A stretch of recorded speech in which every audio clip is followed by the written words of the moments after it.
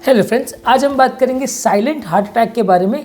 हमने ऑलरेडी एक वीडियो किया जिसमें हमने पेनलेस हार्ट अटैक के बारे में बात की थी। ये कुछ हद तक उससे सिमिलर है, लेकिन साइलेंट हार्ट अटैक के बारे में काफ़ी लोग हमसे पूछ रहे थे। कई बार पेशेंट जब वो क्लिनिक में फॉलोअप के लिए आता है या इवैल्यूएशन के लिए आता है तो उसे डॉक्टर्स बोल देते हैं कि आपको कभी ना कभी साइलेंट हार्ट अटैक आया होगा जिसका आपको पता नहीं चला और अभी उसका ट्रीटमेंट करना पड़ेगा। हो सकता है हार्ट अटैक थोड़े दिन पहले आया हो, थोड़े महीने पहले आया हो, इसको अब आगे ट्रीटमेंट करना पड़ेगा। पेशेंट सरप्राइज हो जाता है कि यार मुझे तो पता ही नहीं चला मुझे कब हार्ट अटैक आया। डॉक्टर बोल रहे हैं कि ऑलरेडी आपको एक हार्ट अटैक आ चुका है, कभी कभी बोलते हैं कि 2-3 हार्ट अटैक आ चुके हैं।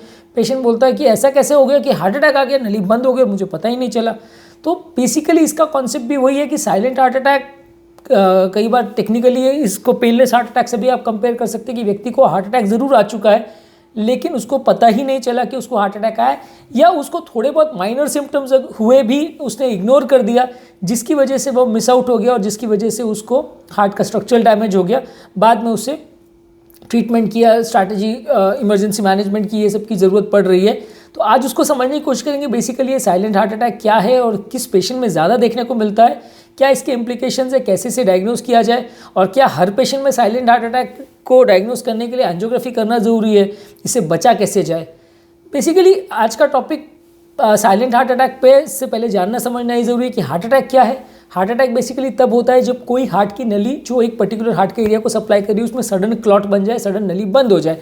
नली जब बंद होती है तो वो एरिया मरना चालू हो जाता है, वहाँ के सेल्स का ग्लूकोज और ऑक्सीजन सप्लाई बंद हो जाता है, जिसकी वजह से वहाँ के सेल्स में डिटेरियोरेशन या डिजेनरेशन चालू हो जाता है।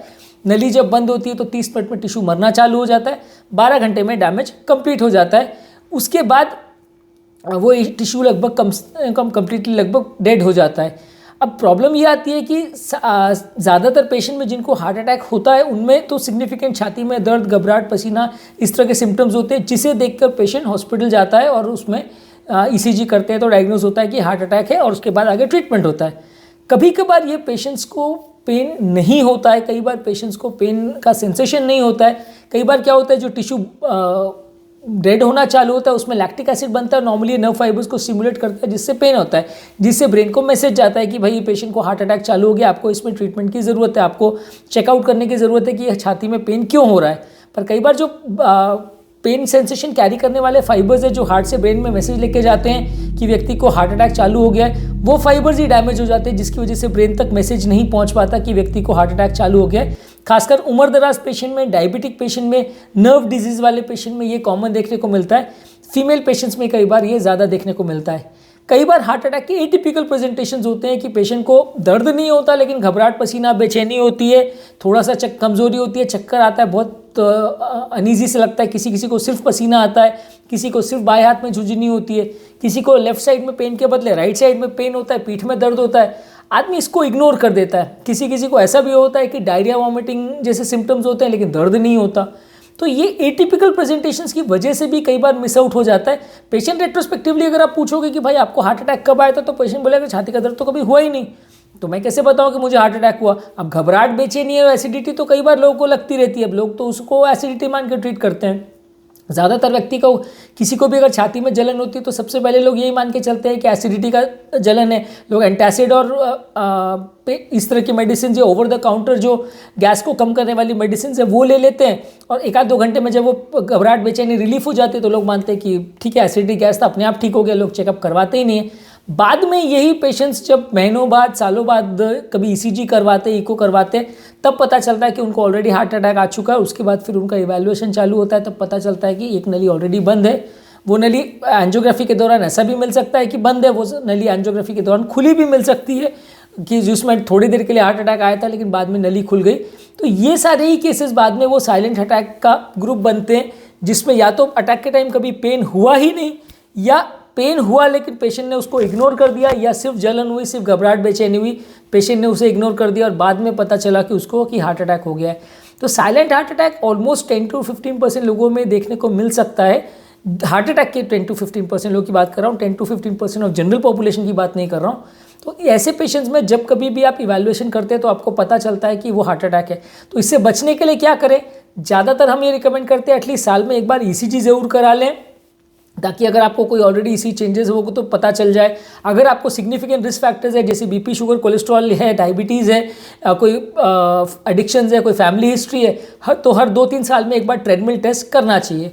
गाइडलाइंस ये रिकमेंड करती है कि सिग्निफिकेंट रिस्क फैक्टर्स नहीं भी हो तो 35 साल की आयु के बाद हर 5 साल में ट्रेडमिल टेस्ट करना चाहिए, इको टेस्ट भी करना चाहिए। तो इसमें अगर कोई चेंजेस मिलते हैं तो आपको डॉक्टर बता सकते हैं कि आपको पहले का कोई ब्लॉकेज या हार्ट अटैक तो नहीं है।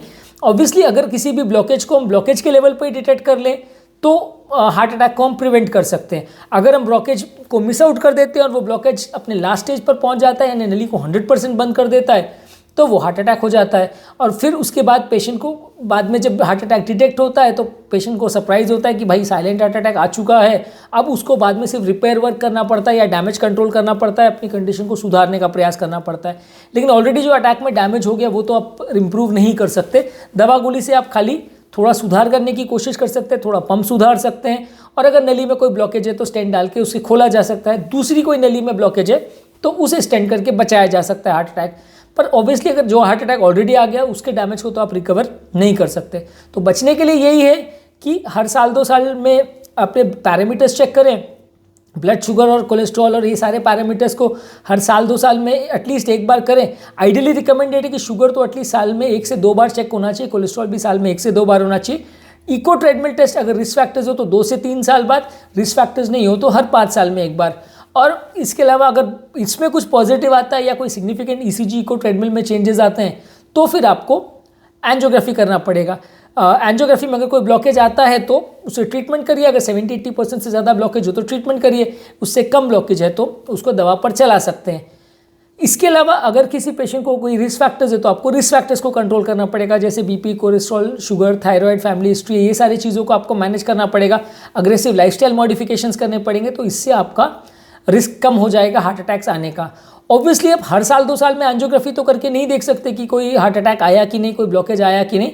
आप ऑब्वियसली हर साल 2 साल में ईसीजी को इतना करके देख सकते हैं कि कुछ प्रॉब्लम तो नहीं हुआ, और अगर उसमें कुछ डाउटफुल लगे तो ट्रेडमिल, उसमें कुछ डाउटफुल लगे तो एंजियोग्राफी।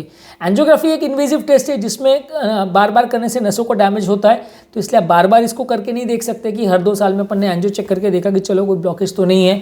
तो ऑब्वियसली आइडियल सर्कमस्टेंस में तो अगर आप चेक कर सको तो बहुत अच्छा है कि हर 2-3 साल में एंजियो करके देख लिया ब्लॉकेज है, बढ़ा कि नहीं तो आप ट्रीटमेंट कर सकते हो।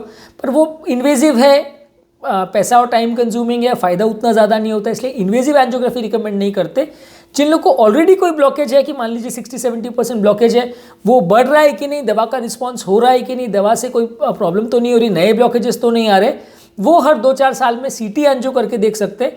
रेगुलर एंजियो का हम तब रिकमेंड करते हैं जब फाइंडिंग्स चेंज होती है या पेशेंट की कंडीशन बिगड़ने लगती है, पेशेंट को ज़्यादा प्रॉब्लम होने लगती है, या ट्रेडमिल में बहुत ज़्यादा स्ट्रॉन्ग पॉजिटिव आता है, या पहले की सीटी एंजियो में और अभी की सीटी एंजियो में कोई डिस्क्रिपेंसी है, ब्लॉकेज कुछ बढ़ा हुआ है ऐसा लगता है, तो फिर हम रेगुलर एंजियो रिकमेंड करते हैं। रेगुलर एंजियो क्या है, बार बार हम नहीं कर सकते क्योंकि जितनी बार हम आर्टरी को पंक्चर करते हैं उतना थोड़ा आर्टरी को डैमेज होने का रिस्क बढ़ता है। बार बार हार्ट की नली में भी कैथेटर कैनुलेट नहीं करना चाहिए। हालांकि ज़्यादातर केस में कुछ होता नहीं है प्रॉब्लम, लेकिन फिर भी रिकमेंडेड नहीं है कि हम सिर्फ देखने के लिए, टाइम पास करने के लिए खाली इन्वेजिव एंजियो करें। नॉन इन्वेजिव टेस्ट या लेस इन्वेजिव टेस्ट को इनिशियली यूज़ किया जाता है, उसमें अगर कुछ दिक्कत आती है तो फिर हम एंजियोग्राफी करते हैं। इससे बचने के लिए लोग बोलेंगे कि भाई साइलेंट हार्ट अटैक तो नहीं आ जाए इसलिए पहले से ही खून पतला करने की दवा चालू कर दे, पहले से ही कोलेस्ट्रॉल की दवा चालू कर दे, तो क्या ये बुरा है? देखिए, आप कोलेस्ट्रॉल कम करने की दवा तो यूज़ कर सकते हैं क्योंकि उसका साइड इफेक्ट्स बहुत कम है। कुछ एविडेंस भी है स्टडीज़ में जो शो करता है कि अटैक आने से पहले अगर आप इसको यूज़ करते हैं, जिसे प्राइमरी प्रोफाइलैक्सिस बोलते हैं, तो आपको फ़ायदा होगा। पर खून पतला करने की दवा का ये है कि जितने अटैक्स ये प्रिवेंट करता है उसके बदले जितने ब्लीडिंग करता है वो लगभग बैलेंस हो जाता है। इसलिए जब तक किसी को बहुत ज़्यादा रिस्क फैक्टर्स नहीं हो तब तक खून पतला करने की दवा नहीं चालू की जाती। जब किसी को बहुत ज़्यादा सिग्निफिकेंट रिस्क फैक्टर्स हो तो ही उन लोगों को खून पतला करने की दवा चालू की जाती है। साइलेंट हार्ट अटैक के मैनेजमेंट पर बात करेंगे तो ऑब्वियसली उसका मैनेजमेंट बिल्कुल बाकी हार्ट अटैक जैसा है। ऑब्वियसली साइलेंट हार्ट अटैक में पेशेंट बहुत लेट आता है तो खून पतला करने वाले इंजेक्शंस का कोई रोल नहीं है। एंजियोग्राफी आप करके देखते हैं, उसमें जो ब्लॉकेजेस मिलता है उसको ट्रीटमेंट करते हैं। अब व्यक्ति बोले कि भाई मेरे को साइलेंट हार्ट अटैक ऑलरेडी आ चुका है, टिश्यू ऑलरेडी डैमेज हो चुका है, तो अब प्लास्टिक करने का क्या फ़ायदा?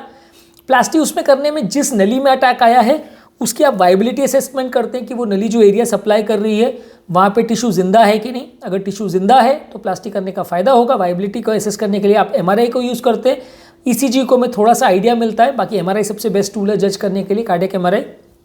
अगर उसमें आपको ये मिलता है कि टिश्यू जिंदा है तो डेफिनेटली प्लास्टी करना चाहिए।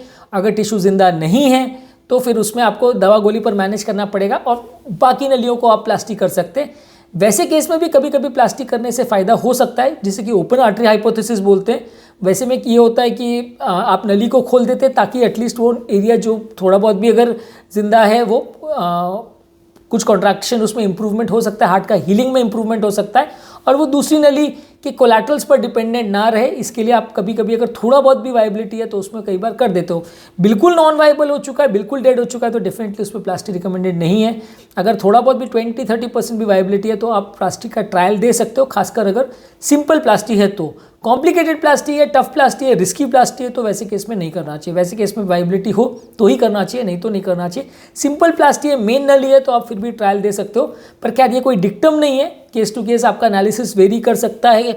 कोई पेशेंट को कितनी ब्लॉकेजेस है और कितना खराब कंडीशन है उसके हिसाब से देख के कार्डियोलॉजिस्ट डिसाइड करते हैं कि प्लास्टिक से फ़ायदा होगा या नहीं। तो आज के टॉपिक पे हमने बात की साइलेंट हार्ट अटैक के बारे में। ये बेसिकली पेनलेस हार्ट अटैक और साइलेंट हार्ट अटैक लगभग सिनोनिम्स है। ज़्यादातर जिन लोग को पेनलेस हार्ट अटैक होता है वो साइलेंट होता है, पर ज़रूरी नहीं है कि हर व्यक्ति जिसको साइलेंट हार्ट अटैक हुआ वो पेनलेस था इसी वजह से हुआ है। कई बार वो बाय मिस्टेक मिस भी हो जाता है, कई बार वो बहुत वीक सिम्टम्स भी करता है इसलिए भी मिस हो जाता है। यदि इस टॉपिक को संबंधित आपकी कोई कमेंट्स, क्वेरी, सजेशन है, कोई और टॉपिक्स पर आप चाहते हैं हम वीडियोस बनाएं या कोई पेशेंट रिलेटेड क्वेरीज है तो नीचे कमेंट सेक्शन में उनके बारे में बताएं, हम उन्हें कवर करने का प्रयास करेंगे। अंत में मैं डॉक्टर नवीन अग्रवाल तहे दिल से आपका शुक्रिया अदा करूँगा कि आपने इस टॉपिक को एंड तक देखा। जो लोग हमारे चैनल पर नए हैं उन्हें रिक्वेस्ट करूँगा कि चैनल को सब्सक्राइब करें।